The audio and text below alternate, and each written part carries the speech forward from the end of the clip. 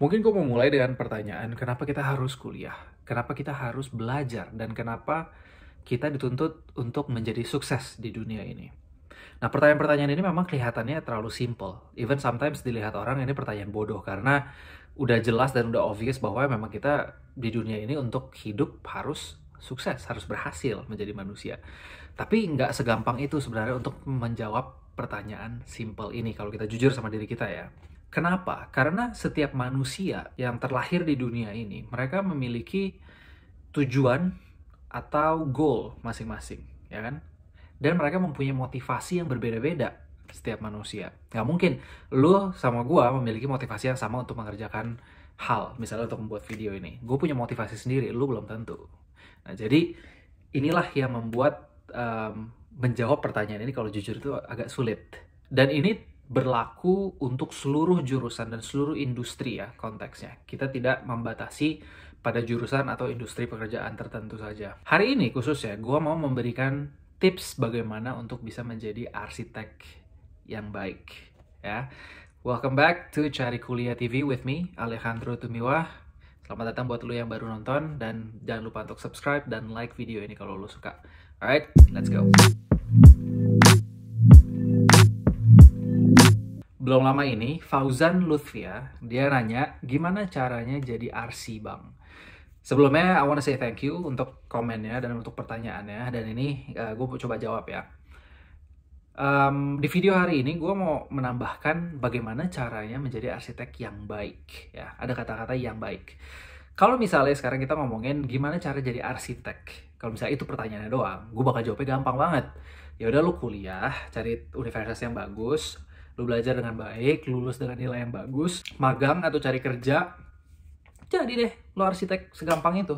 Nah, cuma makanya kenapa gue nambahin yang baik, karena untuk menjadi arsitek yang baik atau yang terbaik lah basically ya, itu nggak mudah loh. Dan for your information dan FYI, kata terbaik itu sebenarnya relatif, tergantung lu mau set standarnya setinggi apa atau serendah apa.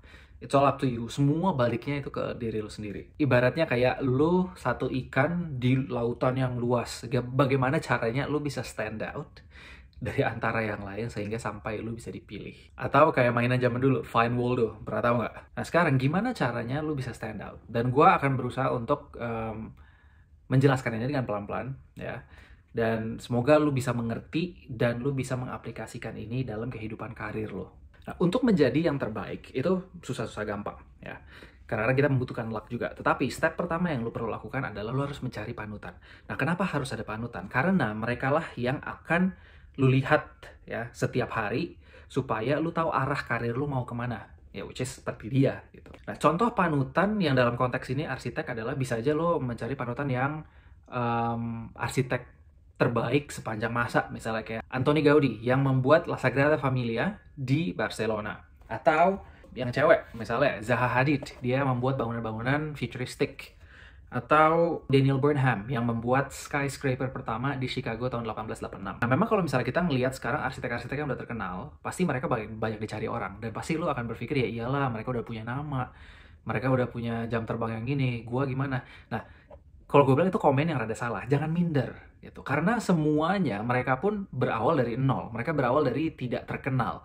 Nah, yang lu harus pikirkan adalah bagaimana cara merubah permasalahan, merubah problem ya menjadi solusi. Ya, jangan problem itu dijadikan problem aja, habis itu nggak ada solusi ya. Tapi lo harus bisa berpikir bahwa gimana cara problem ini menjadikan solusi.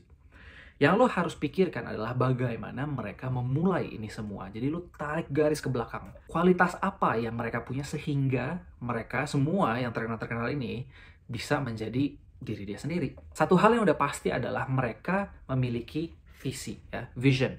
Dan mereka sudah tahu motivasi dan tujuannya mereka itu apa dalam hidup mereka. Selain itu, mereka pasti akan juga mencari inspirasi. Nah, tapi pertanyaan dari mana inspirasi ini?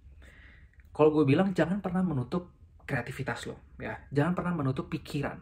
Karena kalau misalnya lo menutup pikiran lo hanya mempelajari sebatas apa yang lo pelajarin di depan mata lo sekarang. Cari buku misalnya tentang arsitektur dari luar negeri, cari buku tentang psikologi, cari buku tentang desain in general, ya. Atau industri-industri lain yang bisa memang menginspirasikan kerjaan lo, hasil karya lo. Sekarang gini, jangan pernah takut untuk berkreasi. Hasil jelek, ya udah, kita tahu berarti jangan diikutin lagi. Kalau misalnya lu nggak pernah tahu apa hasilnya, lu jelek di mana, lu nggak akan bisa tahu gimana cara lu bisa membuat masterpiece lu nanti ya. Dan kesalahan itu it's normal, ya nggak apa-apa, salah juga. Justru kita mendapatkan sesuatu yang paling berharga itu adalah dari kesalahan-kesalahan yang kita pernah buat. Jangan pernah minder dengan kesalahan kita. Next, lo harus bisa selalu up to date dengan teknologi nih guys. Teknologi di sini bukan selalu berarti kayak software ya, yang lo pakai kayak AutoCAD dan lain-lain.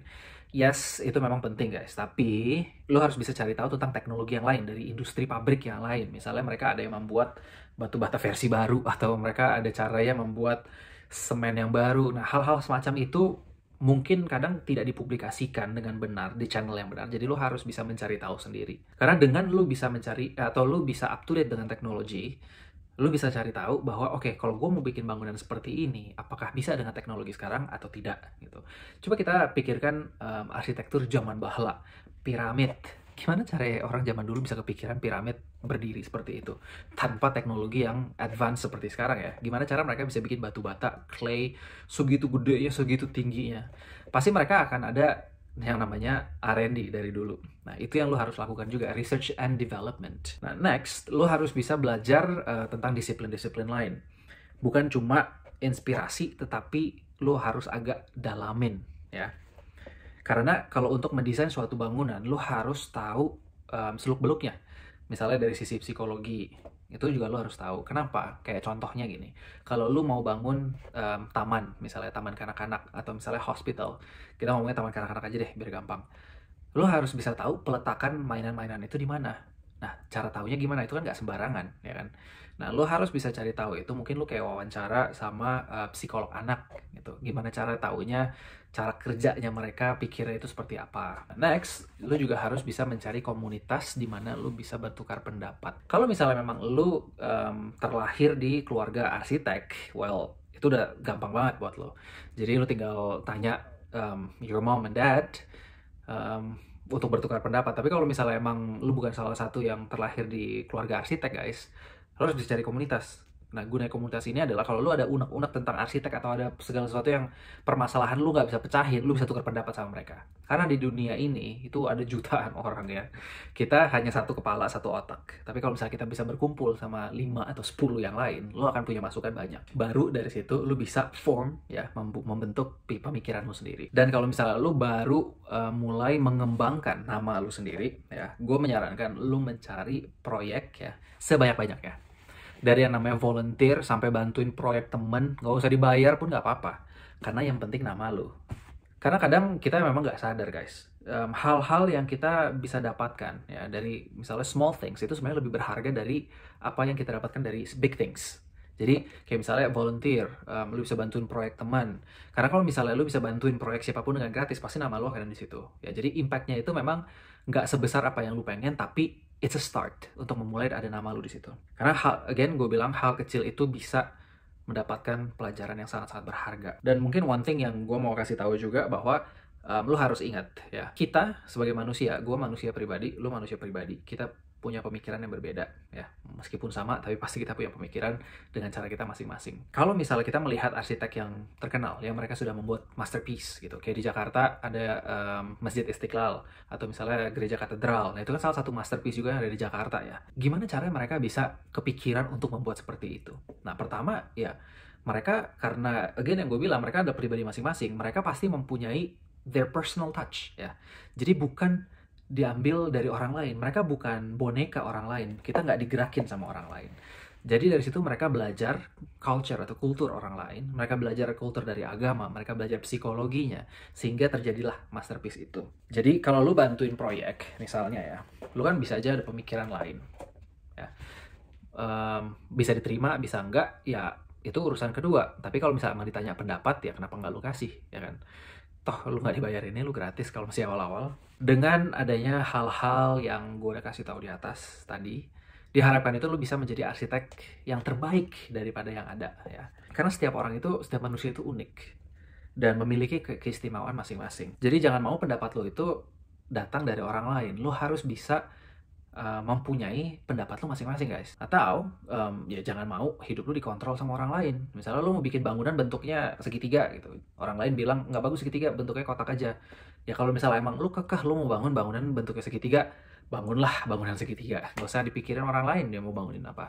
Biarin aja mereka bangunin kotak, lu bangunin yang segitiga sendiri ya kan. Karena kalau misalnya lu ngelihat arsitek yang terkenal ya, yang dari zaman dulu atau sampai sekarang, yang nama-namanya tadi gue sebut, menurut lu mereka hidupnya itu diatur sama orang lain atau enggak?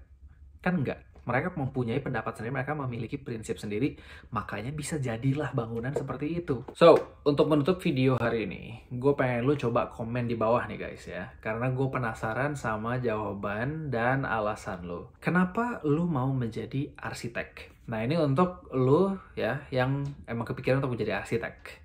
Coba jawab pertanyaan gue dulu, kenapa lu mau menjadi arsitek? So, sekian video untuk hari ini. Thank you for watching ya.